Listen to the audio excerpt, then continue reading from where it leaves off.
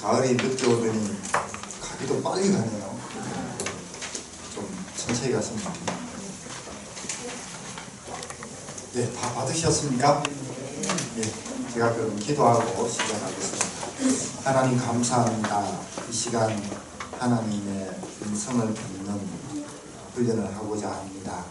하나님 말씀하여 주시고 그 말씀에 귀를 기울이고 또 우리의 삶을 바꾸고자 애쓰는 저희가 될 수 있도록 도와주시기를 원합니다. 네. 감사합니다. 예수님의 이름으로 기도드립니다. 네.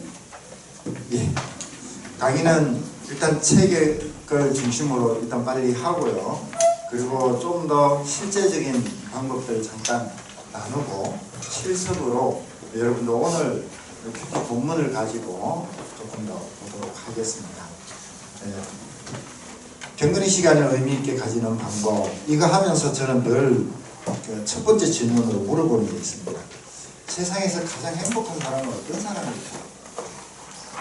어떤 사람이 세상에서 가장 행복할까요?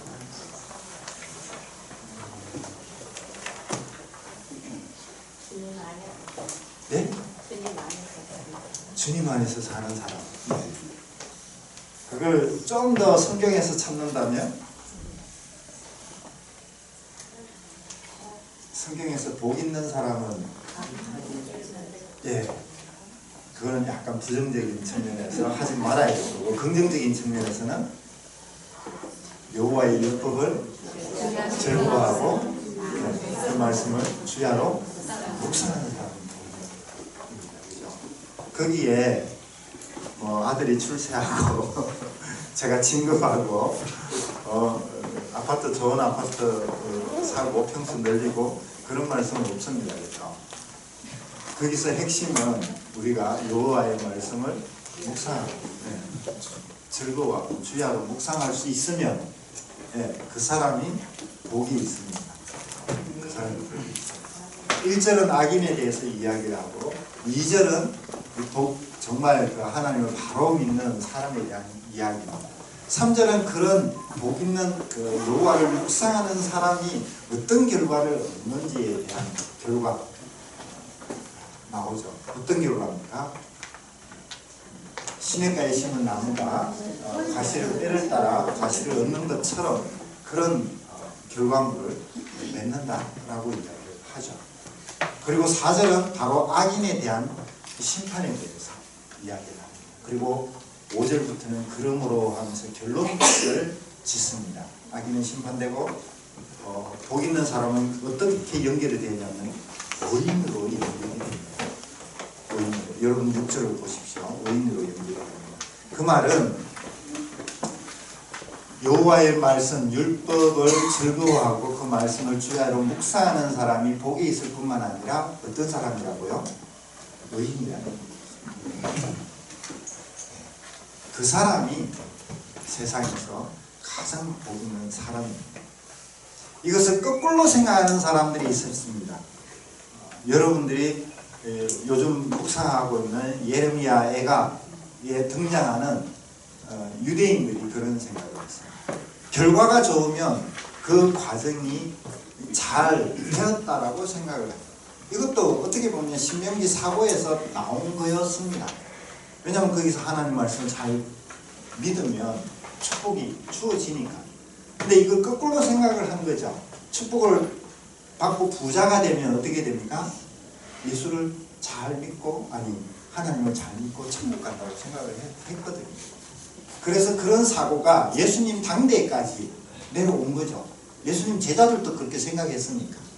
부자가 어떻게 천국을 가냐고 이야기할 때에 제자들이 예수님 말씀에 제자들이 깜짝 놀란 게 바로 그거 아닙니까? 그러니까 구약은 더 심했겠죠.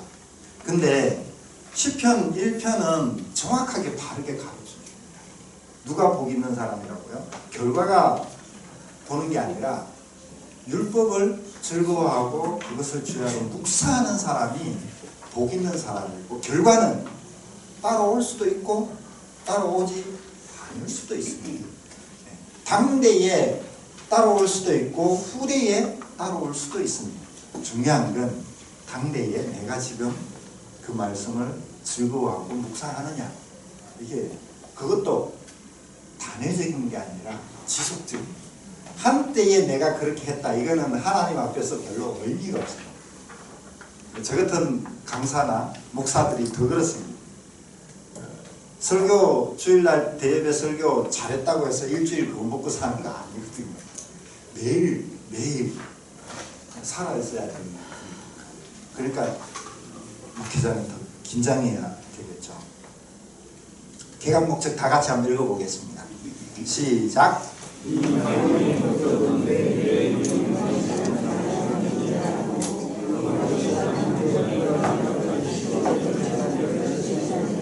실체적인 자료를 제시하는 데 있다. 예. 학습 목표 첫 번째 시작. 경건의 시간을 갖는데 4가지 목적을 설명할 수 있다. 두 번째, 경건의 시간을 위한 7가지 실제적인 제안들을 열거할 수 있다. 세 번째, 각자의 생활 속에서 언제 경건의 시간을 가질 것인지 구체적으로 설정할 수 있다. 첫 번째 같이 한번 보겠습니다. 4가지 목적. 큐티, 경건의 시간을 갖는 궁극적인 목적은 크게 4가지입니다. 첫 번째는 하나님과 교제를 즐긴다. 교제를 즐긴다.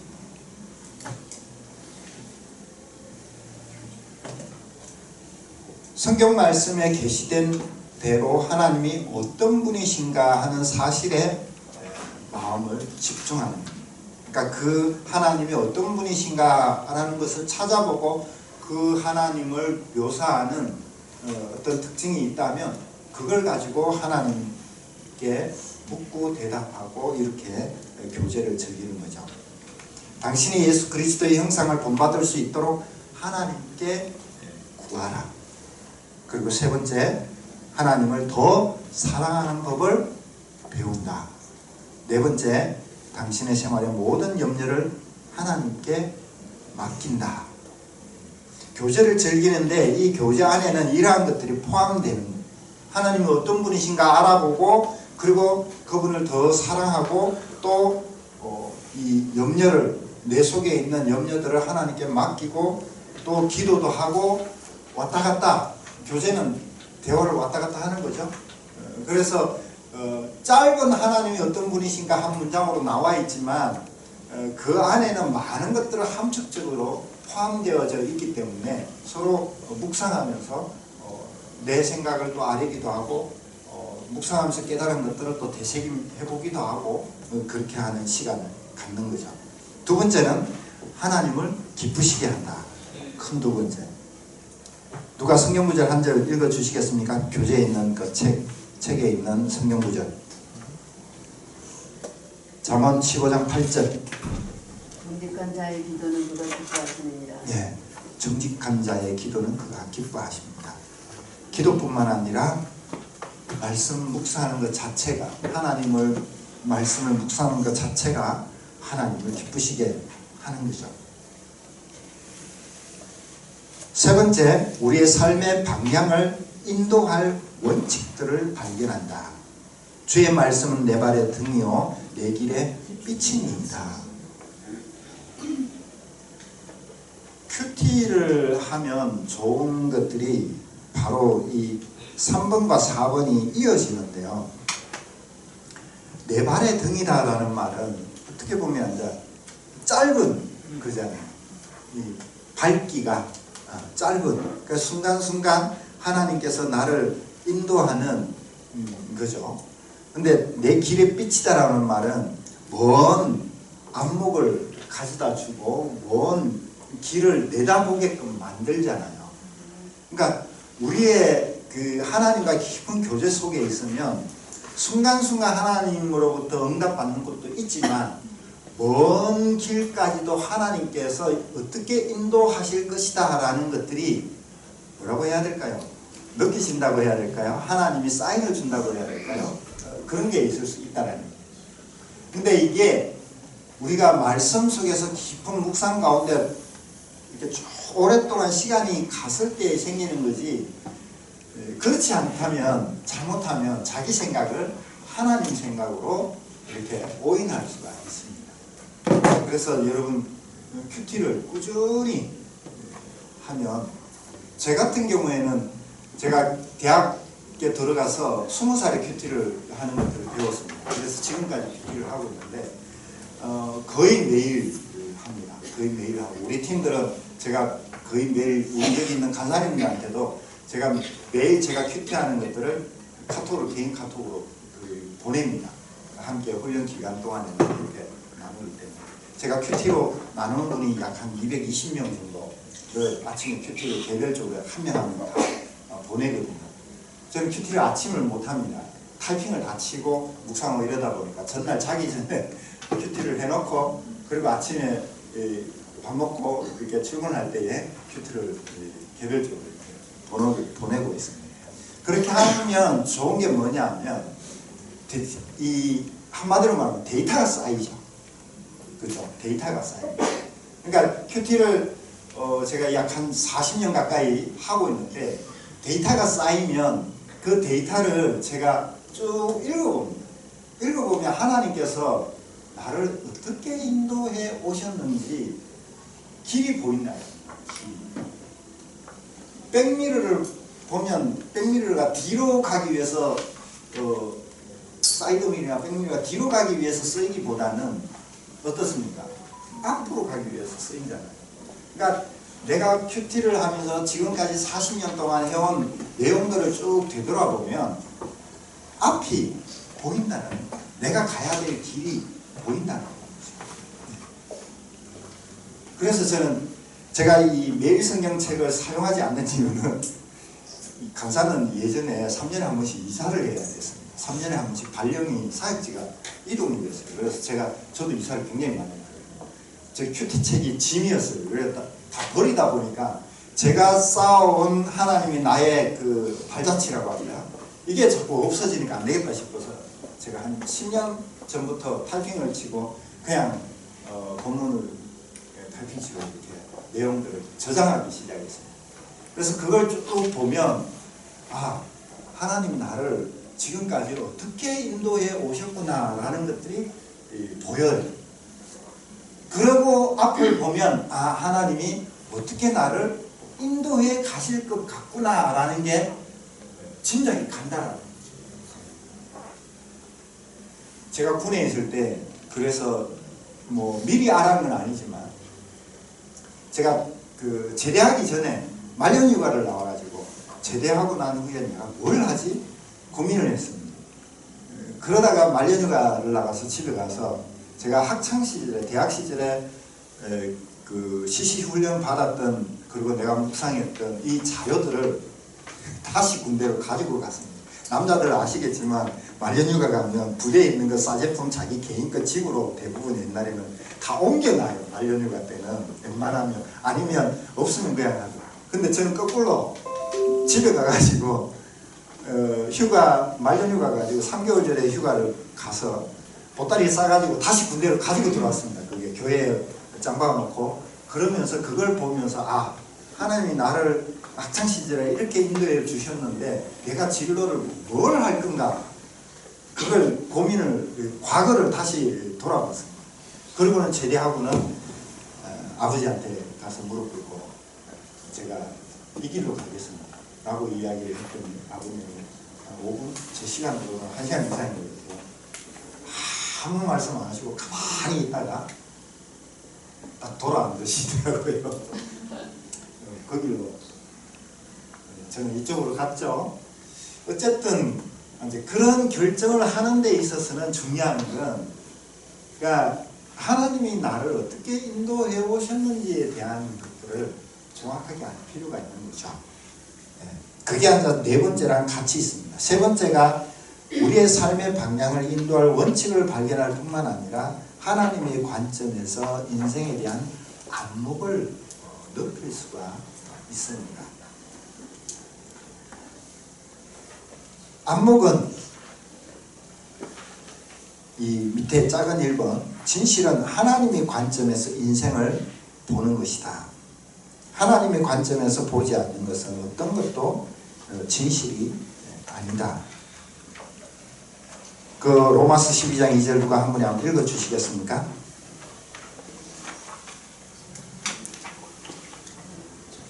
너희는 이 세대를 본받지 말고 오직 마음을 새롭게 함으로 변화를 받아 하나님의 선하시고 기뻐하시고 온전하신 뜻이 무엇인지 분별하도록 하라.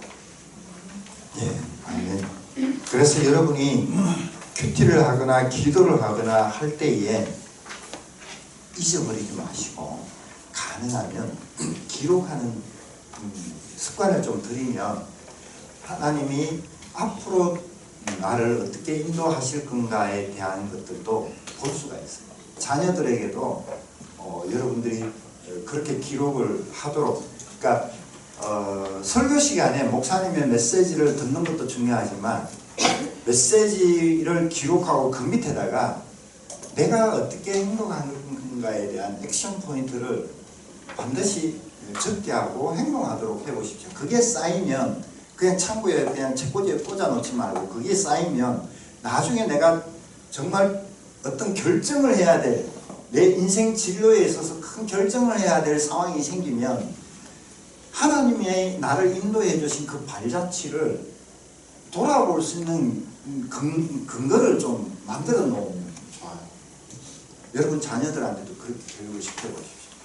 그래서 나의 팡세를 쓰든 나의 큐티를 쓰든 그런 것들을 써서 그러면 하나님이 나를 인도해 주시는 것에 대한, 그리고 내가 하나님 뜻대로 살아갈 것에 대한 것들을 정확하게 좀 더 잘 알 수 있다는 것입니다.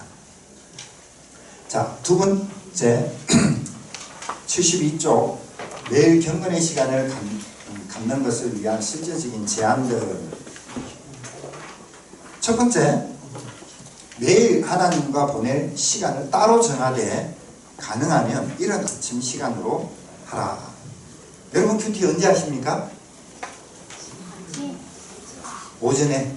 예. 주부들은 제일 한가한 시간이 이제 자녀들이나 남편 뭐 다 이렇게 보내고 나고 설거지하고 청소 좀 끝나면 그때 앉아 커피 한 잔 딱 해놓고 음악 좀 틀어놓고 집 만약에 잡이 없으신 분들이라면 아마 그 시간이 뭐 10시를 전후로 해서 조금 그럴 가능성이 좀 높은 것 같습니다. 어쨌든 그런 시간을 좀 정해보시고 한번 해볼 기라고 뭐 자녀들 바쁜 시간에 나는 큐티 해야 돼 이러면서 싸우지 마시고 예, 그렇게 해서 싸우면 예, 괜히 그렇게 해놔놓고 사탄은 물러나가지고 자녀 보고 그런 말 하면 안 되거든요. 예, 한가한 시간에 저는 제가 제일 만만한 시간이 10시부터 12시 사이입니다. 그래서 그 시간 습관이 애들 자라면서 저희들은 중학교 때까지는 무조건 9시 반이면 9시 반 10시면 다 재웠습니다. 중학교 때까지. 시험 기간만 12시, 나머지는 무조건, 초등학교 때는 8시 반 9시면 무조건 잡니다. 제가 이 축복기도 하면 그냥 축복기도 끝나자마자 1분 안에 그냥 기절해서 잤어요. 중학교 들어가니까 말을 안 듣더라고요. 그러니까 중학교 들어가서는 9시 반 10시 네, 그렇게 해서 기도하고 하면 그냥 잤어요. 고등학교 들어가니까 못 오게 안 오더라고요. 고등학교는 저보다 늦게 오니까. 그래서 제가 이제 기다리다 보니까 자연스럽게 이제 그때부터는 좀 늦어져서 큐티를 저녁에 하게 됐는데 어쨌든 시간을 정하십시오. 요지는 그런 시간이 두 번째가 산만하지 않고 혼자 있을 수 있는 장소와 시간을 같이 정하는 겁니다. 그래서 여러분 집에서 가끔씩 분위기가 안 나면 집 앞에 좋은 카페가 있으면 이런 시간이면 사람 아무도 없고 조용하게 음악 틀어놓고 이렇게 있는 데가 있거든요. 음악 시끄러운 음악이면 조금 그 클래식 음악 같은 거 좀 틀어달라 그래놓고 그래놓고 커피 한 잔 시켜서 커피도 드시지 마시고 커피를 뭐 제 같은 경우에는 분위기 잡을 때는 그럽니다. 에스프레소를 딱 내려놓고 앞에 딱 놔둬요. 그리고 냄새를 향을 맡아 막 눕진 않고 그리고는 그걸 즐기면서 책을 봐요. 네, 그러기도 합니다. 제가 커피 엄청 좋아해가지고 에스프레소 잘 먹습니다. 근데 양이 작아서 안 시켜 먹거든요. 에스프레소 시킬 때는 아메리카노 하나, 에스프레소 하나 두 개를 갖다 놓고 에스프레소를 딱 먹고 그 다음에 이제 아메리카노를 또 먹습니다. 그렇긴 한데 분위기 잡으려고 할 때는 이 커피 향을 이렇게 좀 막기 위해서 그렇게 해놓기도 합니다. 어쨌든 여러분들 그렇게 좀 자기만의 이게 이제 다양성이죠. 세 번째 나오는 겁니다. 경건의 시간에 다양성을 부여하라. 그래서 가끔 특별한 장소, 출근 일찍 하시는 분 일찍 해서 사무실에서 하기도 하죠. 자꾸 그러면 좀 재미가 없지 않습니까? 다른 데 가서도 해보기도 하고요. 또 책자도 여러분 가끔씩 앉아 매일 성경으로 하는데 요즘 예레미야 같은 경우는 예레미야서는 조금 그래도 좀 괜찮은데 예레미야 애가 같은 경우는 인간적으로 말하면 좀 뭐라고 해야 될까요? 계속 이렇게 이러니까 이 묵상을 계속 하기가 부담스러울 때가 있어요. 그럴 때는 가끔 이제 여러분이 생각하는 것 중에서 책들 중에 묵상할 수 있는 책들이 고전 책들, 그러니까 묵상집 중에서 고전 책들이 묵상하기 괜찮습니다. 제가 여러분에게 추천하거나 저도 좋아하는 책이 토마스 아켄피스가 쓴 그리스도를 본받아 라는 책이 있습니다.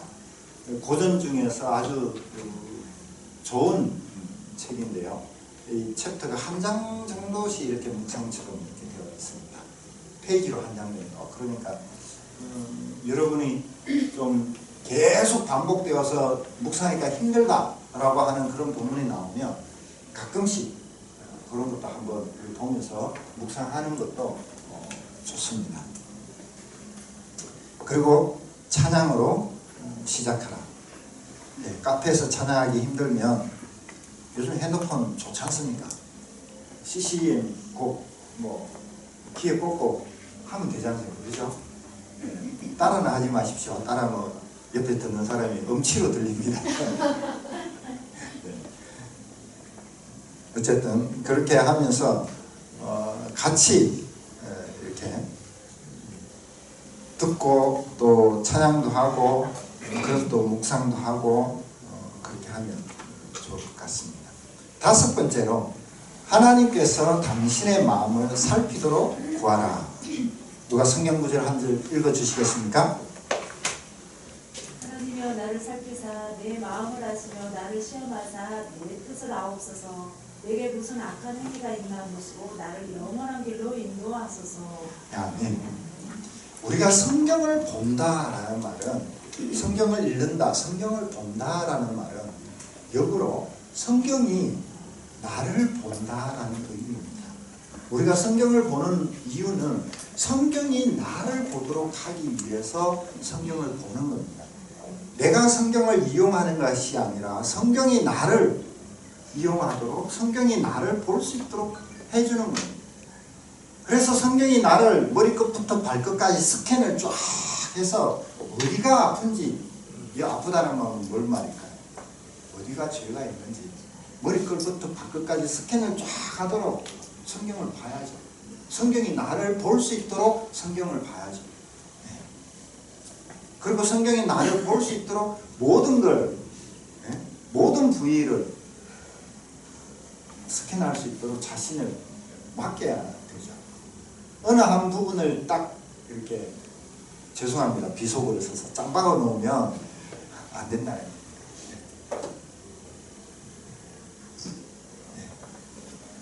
그래서 작은 1번 성령이 지적하는 어떤 죄도 자백하라.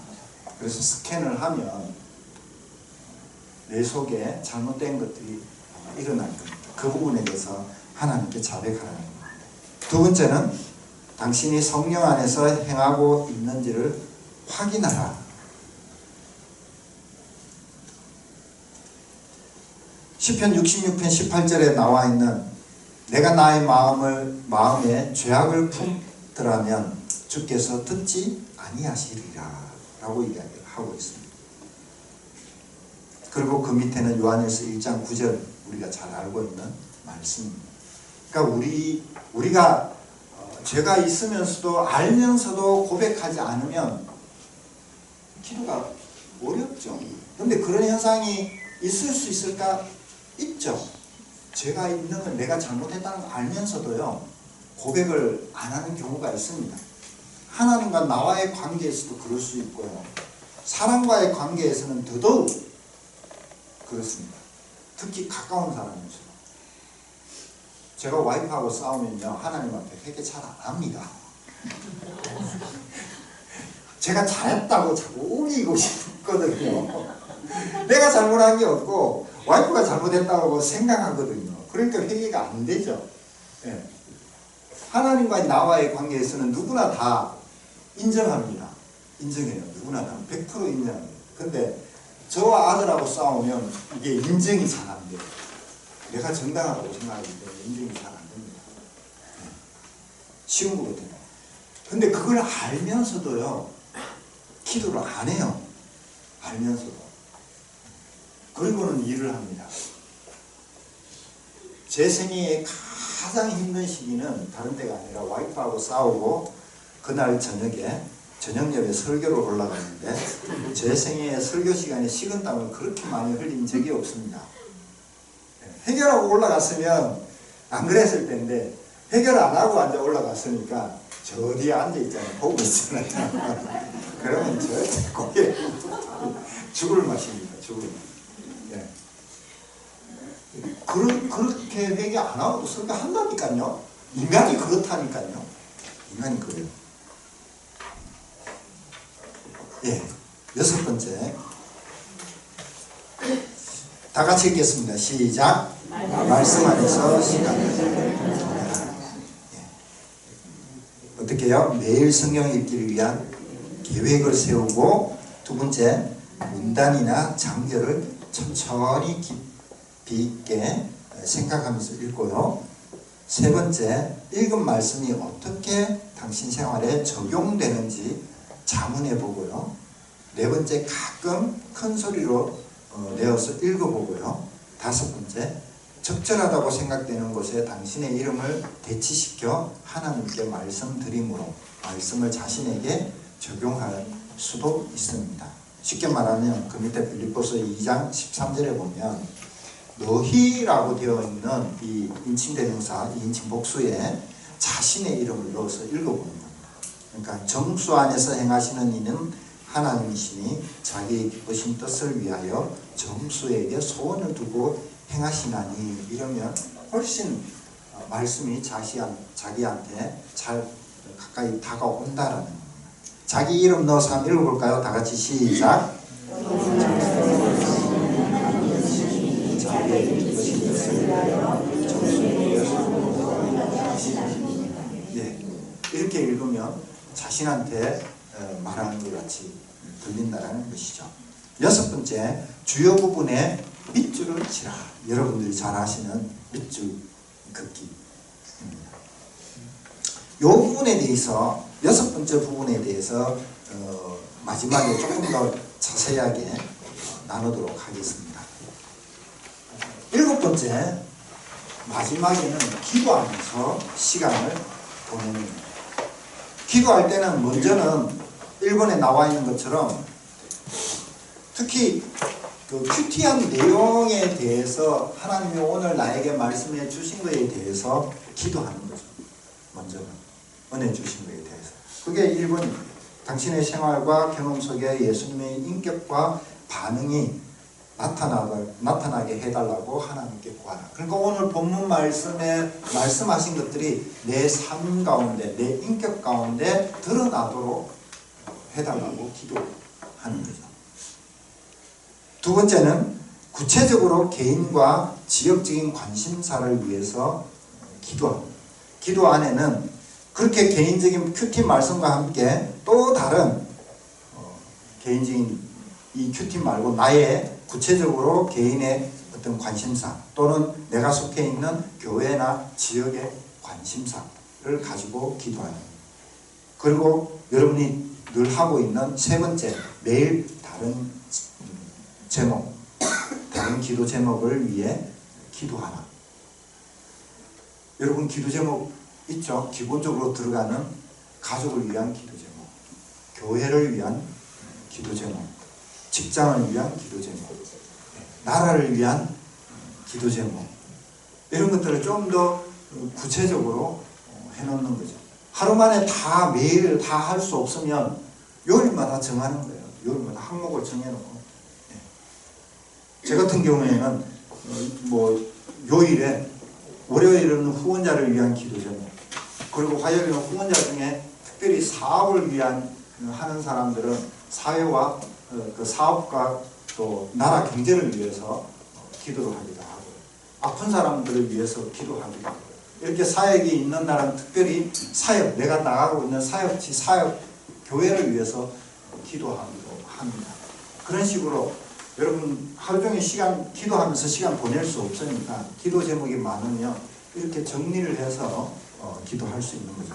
그래서 기도 제목이 이렇게 빠지면 일일이 다 매일 뭐 다 하면 좋겠지만 그게 어려우면 정리를 해서 기도할 수 있는 거죠. 이렇게 하면서 기도하면서 시간을 보내는 것입니다. 그런 내용들이 네 번째로 나와 있는 게 하나님의 인도하심과 신실하심을 살펴볼 수 있도록 날짜와 제목, 적용, 성구, 또 실천한 행동, 결과, 응답받은 날짜, 기록하라라고 되어 있는데 원래 저희들 학창시절에 기도 노트라는 게 있었습니다. 그래서 기도 제목을 쭉 쓰면 하나님께서 언제 응답하셨는지 체크하고 그렇습니다. 1년에 한 번씩 또 그 원난 금식 수련회 요즘도 하고 있는데요. 요즘은 길게 하질 않더라고요. 저희 때는 3박 4일을 했는데 요즘은 3박 4일 하기는 하는데 2박 3일하고 저녁에 죽을 주더라고요. 요즘 젊은 친구들이 이렇게 뭡니까 금식하는 게 익숙치를 않고 잘 따라가지 못해서 저희 때는 3박 4일 하면 꼬박 3박 4일을 하고 다음날 이렇게 점심때에 기도원에서 내려올 때에 하고 제가 졸업할 때는 5일을 금식을 했거든요. 5일을 금식했는데 제가 몸무게도 얼마 안 나는데 뼈만 남았어요. 그 울산에 그 부산하고 중간에 감민산 기도원이라고 있는데 산 중턱에 있습니다. 그래서 그때는 제 학생 때는 수돗물이 안 나와가지고 저 겨울에 하면 산 그 내가까지 내려와가지고 얼음 깨고 세수를 하고 다시 등산을 해서 올라가거든요. 5일 금식하면 산을 등반을 계속 아침 저녁으로 오리락내리락 해야 돼요. 얼마나 힘든지. 예, 아무튼 그래도 젊으니까 배울만 했는데요. 중요한 건 그게 아니라 그렇게 할 때에 저희들이 항상 100가지 이상씩 기도 제목을 1년치 기도 제목을 쓰게 하는 거예요. 제가 대학교 1학년 때 기도 제목을 쓴 게 127가지인가 저희 집에 있습니다. 제가 85학번이라고 했죠. 85년도 CCC 수치 보면 맨 뒤에 기도 제목 적는欄이 있는데 거기에 제가 써놓은 게 있습니다. 항목들을 좀. 그 중에서 결혼을 위한 기도 제목이 7가지인가 8가지인가 있습니다. 그 중에 하나가 키도 있습니다. 키. 아내랑 저랑 합쳐서 평균 170만 넘으면 된다 그랬더니 아내 키가 160입니다. 제가 왜 웃었어요? 제 키가 186이거든요. 네. 평균 내면 170은 되죠. 네. 아무튼 그런 기도 제목도 있다라는 겁니다. 네.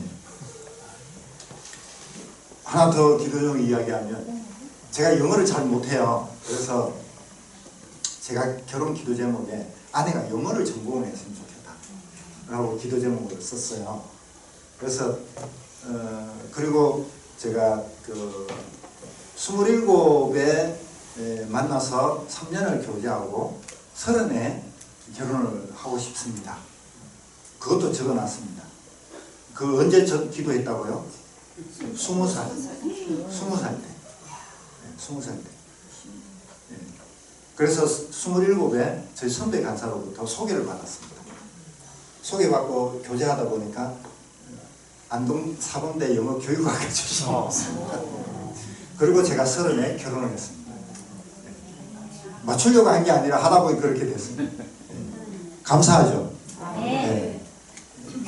그걸 20살 때부터 계속 해년마다 기도 제목을 바꾸면서 기도를 계속 해온 겁니다. 그러니까 계속 한 거죠. 이게 네 번째 그러니까 그런 것들을 기록했으니까 하나님이 나를 인도해 오셨다는 발자취를 안 잊어먹고 기억하고 보는 거죠. 이스라엘 백성들이 자꾸 잊어먹으니까 엉뚱한 짓을 하는 거예요. 뭘 잊어먹습니까?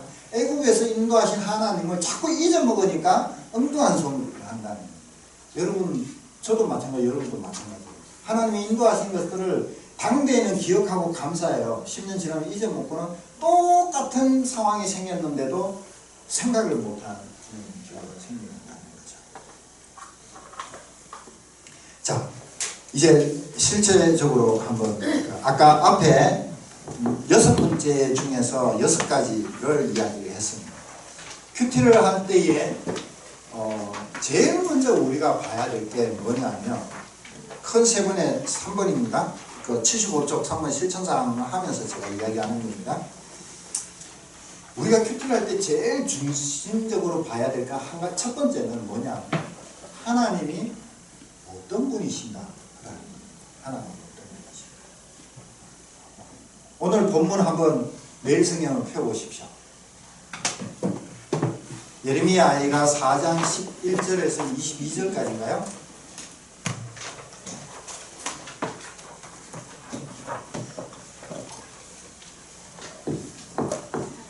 예.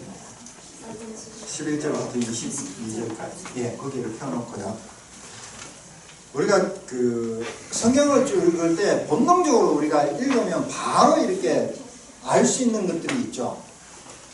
뭐 선한 행동이 있으면 바로 내도 이렇게 해야 되겠다. 사람들의 어떤 선한 행동이나 사례, 예수님이나 하나님 또 선지자들이나 좋은 사례 같은 걸 이야기하면 바로 뭐 장점, 단점이 있으면 바로 이렇게 느낄 수 있는 거죠. 그래서 쉽게 말하면 모범이 될 만한 행동이 있으면 나도 이렇게 해야 되겠다라는 것이, 그러면 내 삶에 어떻게 적용할지 바로 쓸 수가 있는 거고요. 또 하나님이 약속의 말씀이 있다면 하나님이 이렇게 약속을 해 주셨구나. 그러면 이 약속을 나의 삶에서 적용할 때 내가 요청할 만한, 이 약속을 근거해서 요청할 만한 것들이 있는가 생각해보고 적을 수도 있겠죠. 이런 것들을 기본적으로 하는 것들입니다.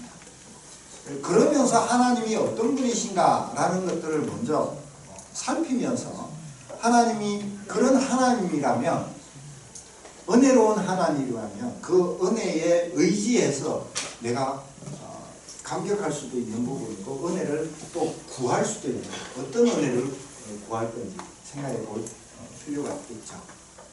그러면서 우리가 좀 더 문맥적으로 봐야, 안목을 좀 넓히면, 이거는 방금 이야기한 것들은 그냥 성경을 읽으면 바로 그냥 우리가 인식적으로 그냥 아는 것들입니다. 아는 것들인데, 조금 우리가 깊이 들어가서 묵상을 하려고 하면 첫 번째 생각해야 될 게, 오늘 본문 중에서 중요하다고 생각되는 게 뭘까라는 것들을 좀 생각해 볼 필요가 있겠죠. 여러분, 중요하면 어떻게 합니까? 강조를 하게 됩니다. 그죠? 중요하면 강조를 하게 됩니다. 여러분, 강조할 때 어떻게 합니까? 줄쳐요. 예. 그거는 내가 하는 거고, 여러분들이 누구한테 뭔가를 말을 하는데 강조하고 싶을 때 어떻게 합니까? 반복. 예. 예, 반복입니다. 예. 청소년들은 그걸 전문용어로 뭐라 그러는 줄 압니까? 전문용어로 잔소리. 두 분 하면 잔소리. 네, 반복이죠. 우리는 강조하고 싶은데 애들은 두 분 하면 잔소리. 전문용어입니다. 네. 그러니까 강조하고 싶으면 반복. 그리고 또 어떻게 합니까? 강조하고 싶다. 여러분, 강조하면 어떻게 하는 거예요? 집에서 늘 하던 거 아닙니까? 애들 키울 때 어떻게 하셨습니까? 소리 치죠. 네, 큰 소리 칩니다. 강조하고 싶으면 큰 소리 치죠. 성경에도요, 글로 내가 큰 소리로 말한다 이런 표현이 있어요. 네, 있습니다. 또 여러분, 강조하는 거예요. 많이 쓰는 거. 여러분, 여기는 다 거룩해서 잘 안 하는 모양이에요. 저는 거룩하지 않아서 잘하는 게 있습니다. 애들이 제일 싫어하는 거. 몇 때리는 예? 몇 때리는 몇 때리는 거. 그거는 강조하는 거예요. 아니 지금 예. 이스라엘 백성들을 하나님 아. 때리시잖아요. 예. 그래서 예. 이 말을 안 들으니까 때리는 거고, 일단은 설득하기 위해서 강조하는 단계에서는 반복. 예, 반복. 말을 안 하는구나. 저는 그 옆집에는 그 말 나오면 앉아 니하고 내하고 싸우자 이 말이죠. 예, 비교하거나 대조하거나 이러면 엄친아와 비교하면 아주 열받죠. 열받습니다. 그러니까 우리가 늘 쓰는 겁니다. 강조하면 비교하게 돼 있습니다. 성경에도 강조하려면 비교합니다. 대조합니다. 성경에서 회개에 있어서 가장 큰 대조는 저는 요나스라고 생각합니다. 요나스는 니느웨가 회개를 했죠. 그죠? 니느웨가 회개를 했습니다. 니느웨는 회개를 했는데 회개가 보통 회개가 아닙니다. 그죠? 동물까지 다 굶겼습니다. 금식을 시켰어요. 근데 니느웨 왕이 한 말을 잘 보면요. 그 왕의 말이 어디에 나오는 줄 압니까? 요엘서에 나오는 약속의 말씀을 니느웨 왕이 하고 있어요. 요엘서 2장인가요? 거기 보면 이스라엘 백성을 향해서 약속의 말씀을 합니다. 회개하면 내가 용서해 주겠다고 하는 그 약속의 말씀이 요엘서에 등장합니다. 근데 그 요엘서의 약속을 성경 역사상 완벽하게 실현한 나라가 어딘 줄 압니까? 니느웨입니다. 근데 이스라엘 역사상 단 한 번도 이렇게 회개한 역사가 없어요. 이스라엘은. 단 한 번도. 근데 요나가 있을 때가 어떤 시대입니까? 북이스라엘이 제일 잘 나가요. 여로보암 2세 때 솔로몬이 그 지역을 다 통솔을 했을 때의 영역을 다 회복했던 시기가 여로보암 2세 때입니다. 제일 잘 나갈 때입니다. 근데 종교적으로, 사회적으로, 윤리적으로, 도덕적으로는 제일 바닥에 있을 때의 시기였어요. 근데 니느웨는 회개하고 구원을 받았고요. 얘네들은 회개를 안 하고 멸망을 해요. 엄청난 대조 아닙니까? 그 멸망하기 전에 하나님이 요나를 보내서 그걸 보여준 거예요. 거기에 등장하는 니느웨 선교 뭐 이런 개념이 아니라 하나님의 궁극적인 그 메시지는 뭐냐면 니느웨를 사랑한다는 말은 이스라엘 너네들을 어떻게 합니까? 더 내가 사랑한다 라는 거죠. 요나서 4장은 물음표로 끝납니다. 그죠? 내가 이 니느웨를 사랑하는 것이 왜 합당하지 않냐 라고 하면서 물음표로 끝납니다. 그 말은 니느웨를 사랑한다는 말입니까? 이스라엘을 사랑한다는 말입니다. 내가 이스라엘을 사랑하기 때문에 비교해서 얘네들을 보여주는 거예요. 보여줘. 엄청난 대조죠. 그런 대조를 성경은 많이 사용한다라는 겁니다. 때로는 명령을 하기도 하죠. 여러분 중요한 거는 따지지도 말고 묻지도 말고 해보면 알아. 강조할 때는 그렇게 하기도 하지 않습니까? 그죠? 또 어떻게 합니까? 여러 가지 여러분들이 우리가 사용하지 않지만 많이 쓰는 게 있습니다. 강한 부정도 하기도 하고요. 금지도 하기도 하고요. 강조하는 방법들은 여러 가지입니다. 반복한다는 말도 단어에 여러 가지 반복들입니다. 그러니까 보면서 그런 것들을 같이 하는 거죠. 좀 더 깊이 들어가면 이 말씀을 하는 목적이 뭔지, 이유가 뭔지 이런 것들을 살펴보는 거예요. 그럴 때에 하나님의 뜻은 목적은 이렇게 있구나. 그러면 나도 오늘의 삶의 목적은 이쪽으로 방향을 잡아야 되겠다. 이렇게 생각할 수도 있는 거죠. 주저리 쭉 나오고 마지막에 결론에, 여러분 결론 지을 때 뭐라고 합니까?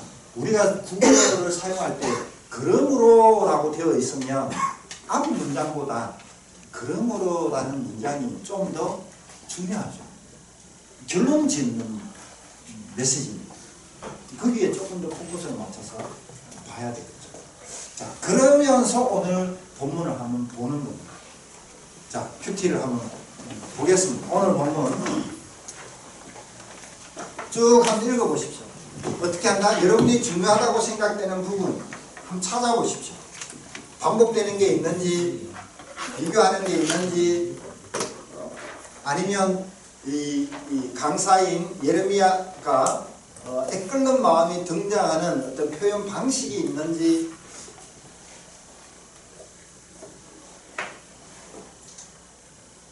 그런 것들이 없다면 찾아보는 거죠. 여기서 예레미야가 말하고자 하는 덜추어내고자 하는 것들이 무엇이 있는지.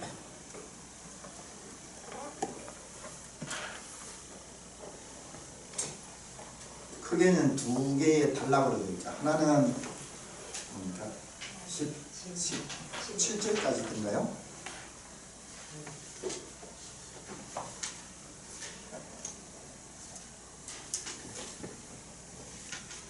중요하다고 생각되는 부분을 밑줄로 한번 그어봅니다.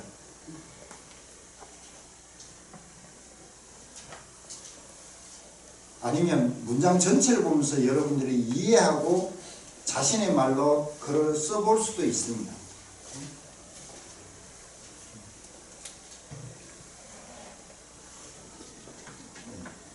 11절부터 16절까지, 17절부터 22절까지.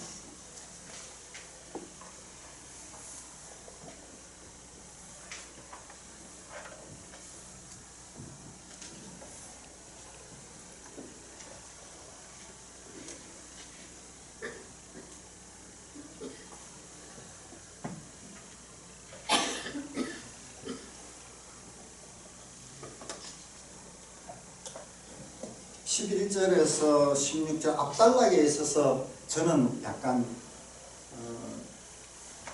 좀 이렇게요 대조라고 해야 할까요? 그런 것들을 좀 발견할 수 있었습니다.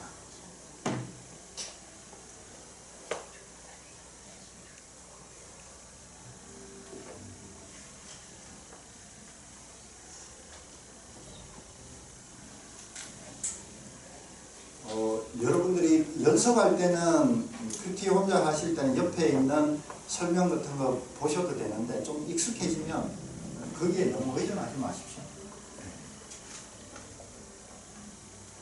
제가 본 것 중에 앞단락에 있어서는 대조라고 할 수 있었던 게 뭐냐면, 이 선지자와 제사장은 어떤 사람들입니까?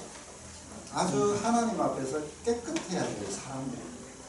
근데 본문에 이 사람들이 악으로 말미암아 악을 행할 때 사람들은 이 하나님이 드러내시기 전에는 겉으로는 거룩한 모습을 보였겠죠.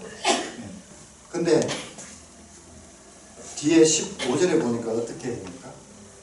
거룩해야 될 사람이, 누구보다도 거룩해야 될 사람이 사람들 눈에 어떻게 보입니까? 부정하게 됩니다. 저는 이제 이런 하나님이 덜추어내면서 이런 대조를 통해서 얼마나 제사장과 이 선지자들이 악을 행했는지에 대한 것을 우리에게 시사하는 바가 크다. 그리고 그 영향력이란, 지도자의 악함의 영향력이란 그 사회에 엄청난 파장을 불러일으킨다는 거죠.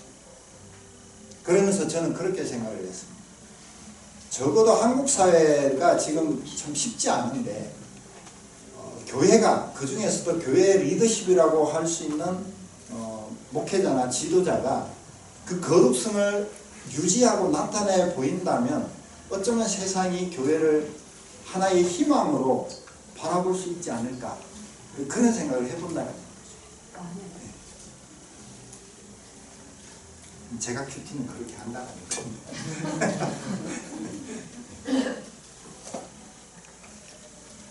제가 한 거하고 옆에 써놓은 거하고는 좀 다르죠. 혹시 여러분들이 본받아야 될 것들이 있는지, 기도해야 돼, 이걸 보면서 기도해야 될 것들이 있는지, 아니면 또 이런 거죠. 예레미야의 마음을 내가 품을 수 있는지, 이런 것들을 생각해 볼 수 있는, 예레미야의 마음을 품는 방법은 그러면 또 어떻게 하는 것이 좋을지, 똑같이 예레미야처럼 기도하면서 예레미야 마음을 좀 품어볼 수 있을까? 아니면 이것을 좀 더 긍정적으로 성화시키면 사람을 좀 바꾸는 방법으로 긍정적으로 나갈 수 있겠죠. 성도들에게 있어서는 교제를 통해서 바꿔가고, 안 믿는 사람들을 위해서는 전도를 통해서 사회를 좀 더 바꾸는, 그렇게 적용할 수도 있는 거죠. 이렇게 생각하면서 큐티를 하면 이제 머리가 조금, 생각을 좀, 고민을 조금 더 많이 해야 된다는 겁니다. 그러니까 여러분이 이렇게 안 하셔도 됩니다. 기존 힘들면 기존 하시는 대로 하시면 되고, 밑줄 긋고 한 줄 보셔도 됩니다. 그러나 그게 익숙해지면 이제는 조금 더 이런 방식으로 생각하면서 묵상하면서, 한 절보다는 두 절, 두 줄보다는 한 단락이나 한 장, 이 전체를 좀 더 생각하면서 여기서 뭘 화자가 말하고자 하는지를 생각하면서 하면 좀 내 좀 시야가 좀 더 넓게, 하나님의 관점으로 보는 시야가 좀 더 넓어질 수 있다. 혹시 보면서 내가 큐티를 했는데 다시 보인다거나, 아니면 한 것들에 대해서 좀 이렇게 말씀해 주실 분 계십니까? 읽으시면서.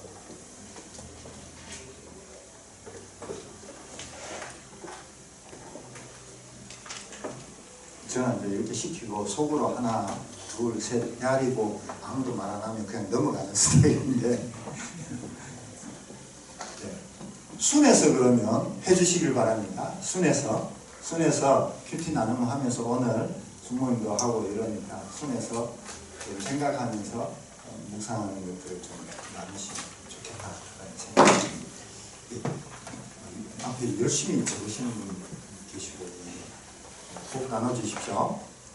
제가 기도하고 마치도록 하겠습니다. 하나님 아버지, 우리가 말씀을 읽는다는 것은 말씀이 나를 읽게 하는 것인데, 하나님, 가끔 우리가 연배가 있고 신앙의 연륜이 있다 보면 성경 말씀을 우리가 나에게 적용하기보다 다른 사람에게 가르치는 데 적용하기도 쉽고, 내가 말씀을 이용하려고 하는 경우도 종종 생깁니다. 하나님, 우리 자신을 하나님 앞에 투명하게 내어놓게 도와주시기를 원합니다. 하나님, 그 모습 그대로 하나님 앞에 나아가는 훈련이 우리 안에 있게 해주십시오. 그렇게 함으로써 하나님과 1대1로 적나라하게 대화할 수 있는 저희가 될 수 있도록 좀 도와주십시오. 감사합니다. 예수님의 이름으로 기도드립니다.